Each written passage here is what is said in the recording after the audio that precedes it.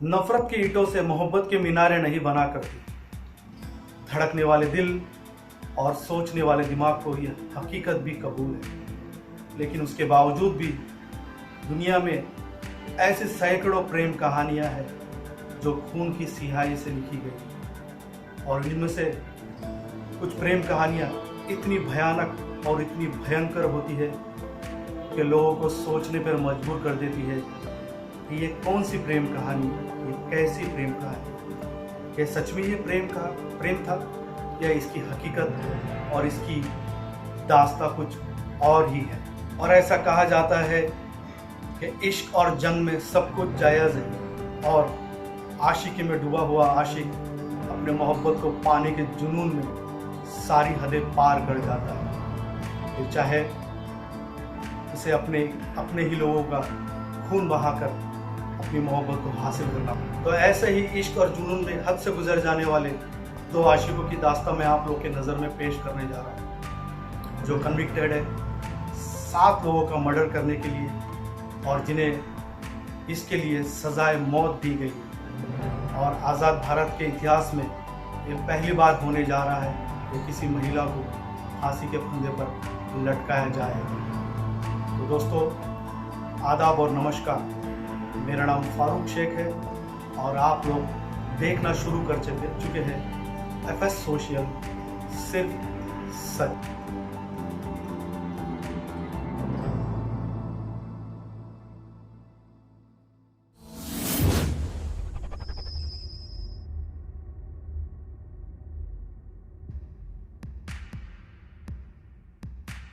आइए दोस्तों, दिल को दहला देने वाली ये दास्तां शुरू करते हैं। कहानी है भारत के सबसे बड़े राज्य उत्तर प्रदेश की। उत्तर प्रदेश से 20 किलोमीटर दूर एक शहर है अमरोहा। अमरोहा में एक गांव है बावनखेड़ी। ये कहानी वहाँ की है।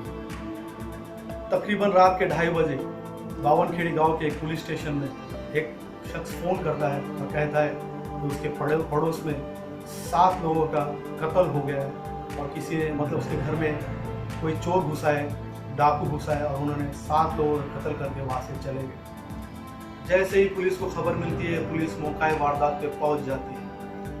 घटनास्थल पर उन्हें 7 लाशें मिलती है, जिनमें से 3 पुरुष, 2 महिला, एक 10 साल की बच्ची और एक 10 महीने के बच्चे की लाश बरामद करती है। और पुलिस अपनी जांच में लग जाती है। पुलिस को जांच के बाद पता चलता है कि इस घर में तकरीबन 8 लोग रहते थे, जिसमें से 7 लोगों की हत्या हो चुकी है, और एक ही महिला सिर्फ उस हादसे में बच गई, और वो हादसे में बची हुई महिला का नाम था शबनम। पुलिस फौरी तौर पर अपनी जांच और आगे बढ़ाती है। जांच में ये पता चलता है कि शबनम छत पर सो रही थी, और छत के रास्ते से कुछ चोर और कुछ डाकू घर में घुसा है, ऐसा शबनम द्वारा यानी कि स्टेटमेंट में बताया गया था। और पुलिस की जांच में यह भी पता चलता है कि सभी लोगों का एक ही तरीके से हत्या की गई थी। किसी धारदार हथियार से सभी लोगों का गला रेतकर हत्या की गई थी। जैसे ही सवेरा होता है, ये खबर आग की तरह पूरे शहर में फैल जाती है। सारे न्यूज़ चैनल में ये खबरें आना शुरू हो जाती हैं। ये खबर को जैसे ही देखते लोगों में गुस्सा, लोगों में आक्रोश आ जाता है। लोग तोड़ फोड़ करना शुरू कर देते हैं, धरना देने के लिए रोड पर आ जाते हैं, और सारे लोग सरकार से मांग करते हैं कि इस हादसे का जो भी गुनहगार, इस हादसे को जिसने अंजाम दिया उसको जल्द से जल्द पकड़ा जाए और उसे सख्त से सख्त सजा दी जाए। लोगों का गुस्सा और लोगों का आक्रोश देखते हुए उस वक्त की मौजूदा चीफ मिनिस्टर मायावती भी विक्टिम के घर का दौरा करती है, और लोगों का गुस्सा शांत करने के लिए आनन फानन में बची हुई महिला शबनम को 5 लाख रुपए देने का ऐलान भी कर देती। लेकिन उस वक्त के इन्वेस्टिगेशन ऑफिसर RP गुप्ता वो खास एक दरख्वास्त करते हैं मायावती से, कि कहते हैं कि मुझे 48 घंटे का वक्त दिया जाए। अगर 48 घंटे में मैं इस केस को क्रैक या सॉल्व नहीं करता तो आप बेशक ये 5 लाख रुपए मुआवजे के तौर पर शबनम को दे सकती है। चीफ मिनिस्टर मायावती भी इस बात को मान जाती है, और वो 48 घंटे का वक्त RP गुप्ता को दे देती है। इसी बीच होता यूँ है कि पोस्टमार्टम की रिपोर्ट आ जाती है, और पोस्टमार्टम रिपोर्ट में ये साफ साफ सामने आ जाता है एक बार कि सारे लोगों को कत्ल करने से पहले किसी तरीके का पॉइजन दिया गया। तो यही यहाँ पर से पहली शक की सुई सामने आती है आरपी गुप्ता के सामने। अगर कोई चोर या डाकू कोई घर में किसी को मारने के लिए या घर में कोई चोरी करने के लिए या लूटपाट के लिए आता है तो वो किसी को तो जहर तो नहीं पिलाएगा। तो यही शक की सुई आरपी गुप्ता को सामने आ जाती है और वो उनको पूरा शक शबनम पर चला जाता है और उसके बाद वो शबनम को जीरो इन करना शुरू कर देते हैं। इसके बाद आरपी गुप्ता अपनी जांच फिर से घर से शुरू करते हैं। घर की ऊंचाई तकरीबन 14 फीट थी, ज़मीन से छत तक नीचे से ऊपर चढ़ने का कोई भी ऐसा रास्ता नहीं था कि कोई चोर डाकू वहाँ से चढ़ के आ सके। और सामने जो उनका जो दरवाज़ा है, एक ही दरवाज़ा, वो भी लोहे का बना हुआ है और उसमें भी ऐसा कोई नहीं है कि दरवाज़ा, क्योंकि ऑलरेडी से अंदर से बंद था। पुलिस को वो भी एक शक था कि ऑलरेडी दरवाज़ा अंदर से बंद है। छत की ऊंचाई छत और दीवार की ऊंचाई तकरीबन 14 फीट है। और जब फॉरेंसिक जांच होती है तो उसमें भी पता चलता है कि दीवारों पर ना कोई हाथ के निशान, ना कोई सीढ़ियों के खरोश के निशान या कोई पैरों के निशान, ऐसा कुछ भी नहीं मिलता है। और कोई घर में ऐसा कोई फोर्सफुल एंट्री भी नहीं दिखाई देती है। तो पुलिस का यानी कि जो आरपी गुप्ता का पूरा शबनम की तरफ उसके ऊपर चला जाता है। उसके बाद पुलिस एक निर्णय लेती है कि शबनम के जितने भी कॉल डिटेल्स है वो खंगाले जाएंगे और उसके बाद शबनम की सारी कॉल डिटेल्स मंगाई जाती है। कॉल डिटेल्स में ये पाई शबनम पिछले 9 महीने से इस नंबर के संपर्क में थी। पिछले 9 महीने से इस नंबर पर लगातार शबनम की बातें हो रही थी। हादसे के 9 घंटे पहले से तकरीबन 55 कॉल उस नंबर पे किया गया था, मतलब इनकमिंग और आउट गोइंग है। और हादसे के 10 मिनट बाद भी इस नंबर पर बात होती है। तो पुलिस को पूरा शक इस नंबर पर जाता है। पुलिस उसके बाद में इस नंबर पे कांटेक्ट करती है। जैसे पुलिस इस नंबर पे कांटेक्ट करती है तो ये नंबर एक सलीम नाम के एक बंदे का निकलता है। पुलिस उसके बाद में सीधा सलीम को जाके गिरफ्तार करती है और उसके बाद सलीम की पूछताछ में बाद मतलब पुलिस अपनी जिस तरीके से पुलिस अपने अंदाज में जैसे पूछताछ करती है इसके साथ में सलीम के साथ में, तो सलीम भी पूरी तरह खुल जाता है और वो अपना गुनाह कबूल लेता है कि मैंने और शबनम ने मिलकर ये 7 लोगों का कत्ल किया। उसके बाद में पुलिस शबनम को उठाती है और सलीम के सामने आमना सामना कराती है दोनों। उसके बाद में दोनों अपना गुनाह कबूल लेते हैं। तो दोस्तों कहानी अभी यहाँ से शुरू होती है। कहानी ये है कि शबनम बहुत अच्छे घर के से ताल्लुक़ रखती है। उसके बाद जो उसके फादर है, उसके वालिद साहब है, अच्छे स्कूल में अच्छे बड़े स्कूल में प्रिंसिपल है, पढ़ी लिखी फैमिली, पैसे वाली फैमिली, अच्छा चल रहा था। शबनम भी वो भी एक स्कूल में टीचर थी। उसने भी डबल MA करके रखा हुआ था। अब इस बीच में होता यूँ है कि शबनम को एक सलीम नाम के लड़के से प्यार हो जाता है और ये सिलसिला चलते रहता है। उसके बाद में शबनम की शादी की बात बीच में आती है तो शबनम अपना प्रस्ताव रखती है कि मैं किसी और लड़के से मैं शादी नहीं कर सकती, मैं सलीम नाम के लड़के से मैं प्यार करती हूँ और मैं इसी से शादी करना चाहती हूँ। शबनम जैसे ही अपनी बात अपने माँ बाप के सामने रखती है तो शबनम के माँ बाप अपनी राय यानी अपनी जो राय इसके खिलाफ देते हैं कि ये शादी नहीं हो सकती, क्योंकि वो जो लड़का जो सलीम था वो रोज़मर्रा की ज़िंदगी में यहाँ पर वहाँ पर मजदूरों की तरह काम करने वाला, और ये बड़ी फैमिली जिसकी हैसियत के मुकाबले में सलीम की कोई औकात भी नहीं थी, तो भी मामला ये आ जाता। तो शबनम के माँ बाप सीधा इस बात को नकार देते हैं और कहते हैं कि ये शादी कभी भी हो नहीं सकती। इसके बाद शबनम काफ़ी मिन्नतें करती है अपने माँ बाप से कि हमें शादी के लिए रजामंदी दी जाए, लेकिन शबनम के माँ बाप इस बात के लिए कभी भी हामी नहीं भरते, क्योंकि वो जानते थे कि ये जो रिश्ता शबनम करने जा रही है ये कभी भी सफल नहीं हो सकता, क्योंकि सलीम बहुत गरीब घर का था और ये शबनम अमीर घर की, तो वो लोग भी इस बात को कभी ये नहीं मानते।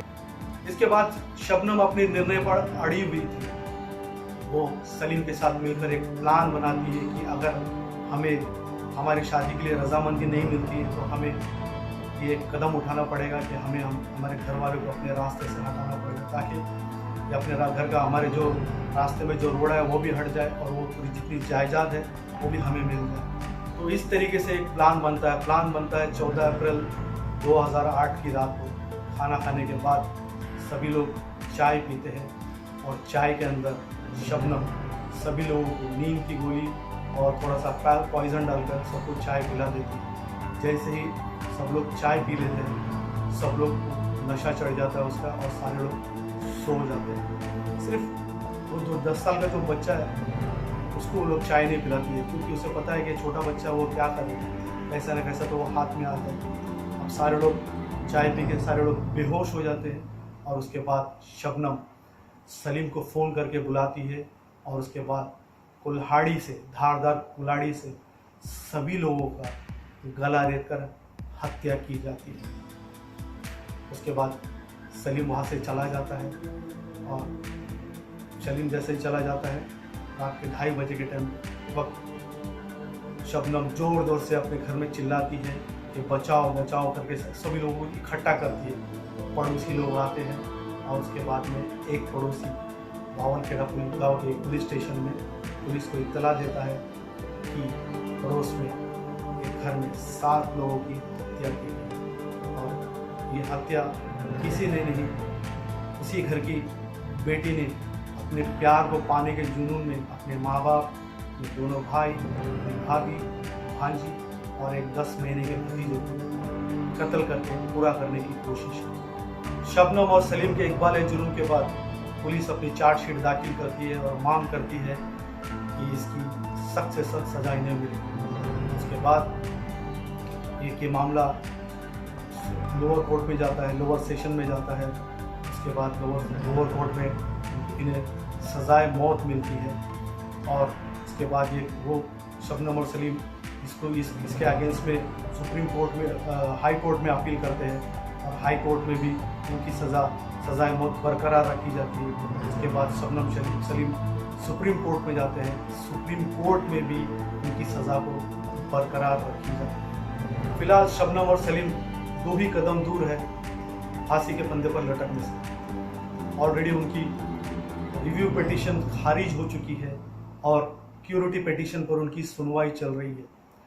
जैसे ही क्यूरिटी पिटीशन खारिज हो जाती है तो उनकी आखिरी जो उम्मीद है वो है मर्सी पिटीशन भारत के राष्ट्रपति के पास भेजी जाएगी। अगर वो भी मर्सी पिटीशन भी भारत के राष्ट्रपति द्वारा खारिज की जाती है तो उनके फांसी पर लटकने का रास्ता पूरी तरह साफ हो जाता है और उनके पास जो आखिरी उम्मीद बची थी वो भी नहीं रही।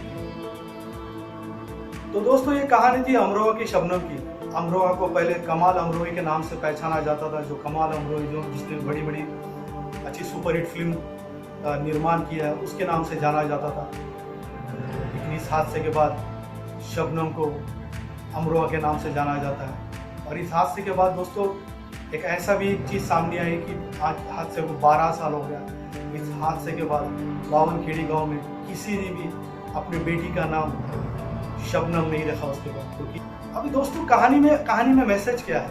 मैसेज ये है कि क्या अगर शबनम थोड़ा वक्त अपने माँ बाप को देती सोचने समझने के लिए, अगर वो फिर से अपनी बात को मनवाने के लिए अगर वो रिक्वेस्ट करती, दरख्वास्त करती रहती, तो क्या शायद उसके माँ बाप उसको मान नहीं जाते थे इस बात को? उसे देखना चाहिए था कि इस चीज़ के लिए मैं सलीम को उकसा रही हूँ कि मैं अपने माँ बाप का कत्ल करना है और वो फौरी तौर पर मान जाता है, तो क्या सलीम उसके साथ तो ज़िंदगी भर उसको निभा पाता था? ये सब चीज़ सोचना होता है। और उसमें माँ बाप का एक दोष है। माँ बाप को भी अपने बेटी को अच्छे से काउंसलिंग करना चाहिए था, समझाना चाहिए था सही तरीके से क्या, क्योंकि मामले में जब अगर दोनों तरफ आग बराबर लगी हो और सही तरीके से कोई समझाने वाला नहीं रहता तो दोस्तों मामला बिगड़ ही जाता है। तो माँ बाप का भी काम होता है कि अपने बच्चे को सही तरीके से उसके साथ में काउंसलिंग करे, उसे प्यार से समझाए, अच्छे बुरे की बात बताए कि ये तुम्हारे लाइफ के लिए अच्छा हो सकता है या बुरा हो सकता है, ये लड़का तुम्हारे लिए सही है या नहीं है, उसको सही तरीके से बताए। हमारी फैमिली के बैकग्राउंड के बारे में सही तरीके से बैठ से प्यार से समझाए आप लोग कि हम लोग किस फैमिली से बिलोंग करते हैं और ये किस फैमिली का है, क्या ये तुम्हारी हर ज़रूरत को पूरा कर सकता है। आने वाला टाइम कि तुम्हारी हर चीज़ को पूरा कर सकता है, इस तरीके से समझाना चाहिए था। और शबनम भी कोई अनपढ़ लड़की नहीं, डबल एमए पढ़ी लिखी लड़की है, जो सब दुनियादारी अच्छी तरह मालूम है। और स्कूल में वो अच्छे से मतलब बहुत फेमस थी लोगों को मदद करने के लिए। किसी को ट्यूशन देना है, किसी को फीस भरना है, तो वो अपने पॉकेट से खर्चा करके वो लोगों का फीस भरती थी, ट्यूशन लोगों को फीस फ्री में देती। इतनी अच्छी विचारधारा और इतनी अच्छी सोच रखने वाली लड़की इस भयानक कांड को अंजाम दे दी थी, तो भी सोचने वाली बात है दोस्तों। तो इसमें सिर्फ एक ही चीज़ करना चाहिए था, क्या थोड़ा सा वक्त देना चाहिए था इसको समझने के लिए, क्योंकि वक्त ही ऐसा चीज़ है कि आस्ते आस्ते हर चीज़ वक्त में जब ठहराव आ जाता है तो आस्ते आस्ते हर उलझी हुई चीज़, हर बिगड़ी हुई चीज़ सही जगह पे आ जाती है। वक्त की दरकार ये थी कि अगर उसके माँ बाप सही तरीके से शबनम से बात कर लेते, काउंसलिंग हो जाती और शबनम अपने माँ बाप को सही तरीके से समझाने में सफल हो जाती, तो आज 12 साल से शबनम जेल की काल कोठरी में नहीं बैठी होती और अपना मौत का इंतज़ार नहीं करती होती। और उसके साथ साथ सलीम भी बैठा हुआ अपनी मौत का इंतज़ार कर रहा है। सलीम अभी फ़िलहाल आगरा जेल में है और शबनम मुरादाबाद जेल में बंद है और दोनों अपनी मौत का इंतज़ार कर रहे हैं। तो दोस्तों इस एपिसोड में इतना ही। मैं आपसे फिर मिलूँगा अगले एपिसोड में एक नई कहानी के साथ। अगर आप लोगों को ये मेरा एपिसोड पसंद आ रहा है तो दोस्तों इसे आप लाइक करें, दोस्तों में शेयर करें और सब्सक्राइब करें दोस्तों। अगर आप सब्सक्राइब करोगे तो मेरा आने वाला अगला वीडियो आपके सामने होगा और मैं आपके सामने फिर से एक नई कहानी लेकर पेश रहूँगा। तब तक के लिए खुश रहिए, सेफ रहिए और कोरोना वायरस से अपनी लड़ाई जारी रखें। आदाब और नमस्कार।